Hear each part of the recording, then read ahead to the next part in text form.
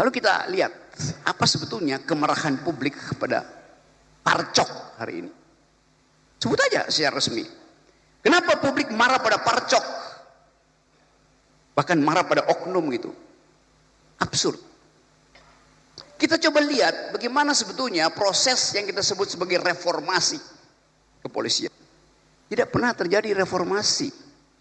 Yang terjadi pemisahan antara tentara dan polisi pada waktu itu. Yang terjadi adalah pemisahan kelembagaan, bukan evaluasi terhadap kondisi. Sebentar Bung Rocky, Pak Waka, isi dan judul di luar tanggung jawab moderator ya. Silakan. Bahkan tugas moderator tidak boleh memoderasi pikiran.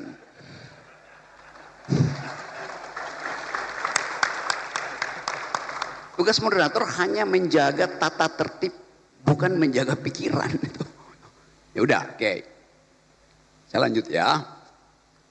Waktu kita mulai membayangkan kita mau pergi pada demokrasi, urusan pertama kita adalah siapa yang mengganggu demokrasi?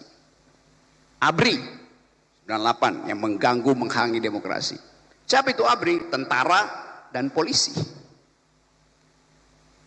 Bayangkan misalnya saya di YLBHI, setiap kali kita diskusi, orang dari Kramat 5 itu datang masuk ke ruangan Adam Malik di YLBHI, dia berdiri di atas meja, naik di atas meja. Demi undang-undang saya batalkan, saya bubarkan diskusi ini.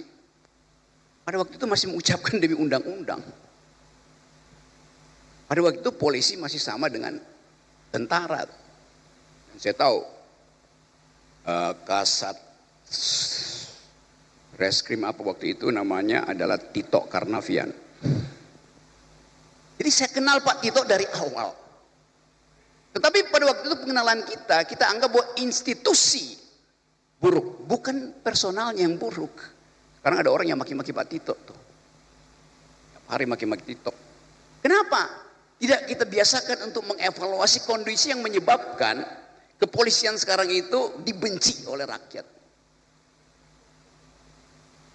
Lalu kita dalami lahan-lahan. Waktu terjadi reformasi, polisi dipisahkan dari tentara, tentara disuruh balik ke barak, polisi betul-betul jadi aparat Kamtipnas. Tapi itu adalah reformasi.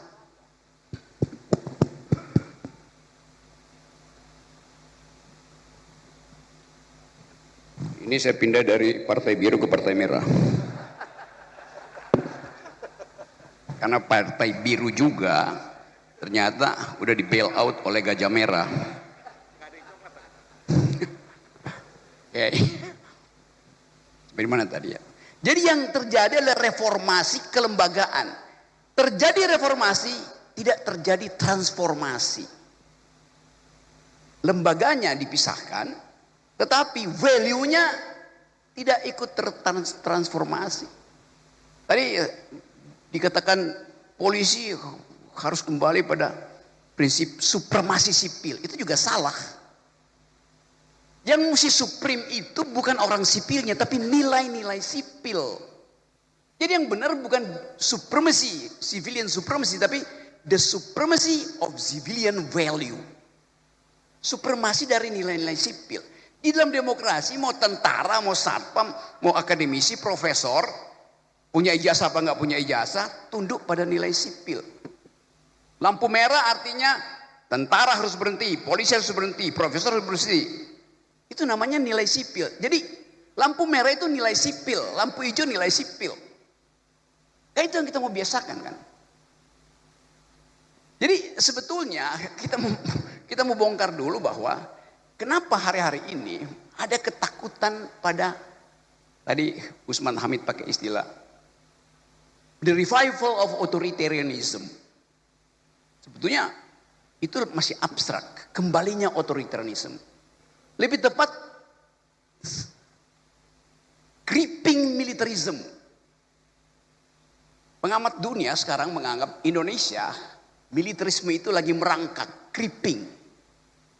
Dan itu yang sebetulnya lebih berbahaya. daripada reformasi. Reformasi TNI tersusul oleh creeping militarism, kita balik pada the revival authoritarianism. Itu soalnya tuh. Jadi saya mau terangkan bahwa ada reformasi, terjadi pemisahan lembaga tentara dan militer, tapi hanya sekedar reformasi, bukan transformasi. Kenapa? Karena nilai-nilai militeristik tidak tercegah di 98. Nilai-nilai itu carry over ke dalam sistem demokrasi. Jadi sebetulnya kita belum masuk di dalam era demokrasi. Reformasi tidak menghasilkan demokrasi. Terjadi perubahan kelembagaan tapi tidak terjadi perubahan nilai-nilai berdemokrasi. Dengan kata lain, kalau kita sebut kita pindah dari otoriter ke demokrasi. Pindah itu artinya langkah keluar dari orde baru masuk ke orde reformasi. Kita baru keluar dari, belum masuk ke. Lembaga-lembaganya lengkap. KPU ada, parlemen ada, Mahkamah Konstitusi ada, DPR ada. Lembaganya lengkap, tapi pelembagaan belum berlangsung sempurna. Hanya itu yang mau kita pastikan. Jadi sekali lagi kalau kita mau bicara tentang reformasi, transformasi, apapun istilahnya, kita mesti lihat bahwa kondisi kelembagaan kita itu tidak menghasilkan pelembagaan, hanya ada perubahan di dalam lembaga.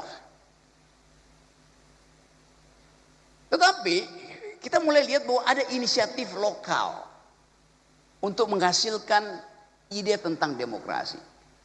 Waktu demonstrasi Agustus. Download Tribun X sekarang. Menghadirkan lokal menjadi Indonesia.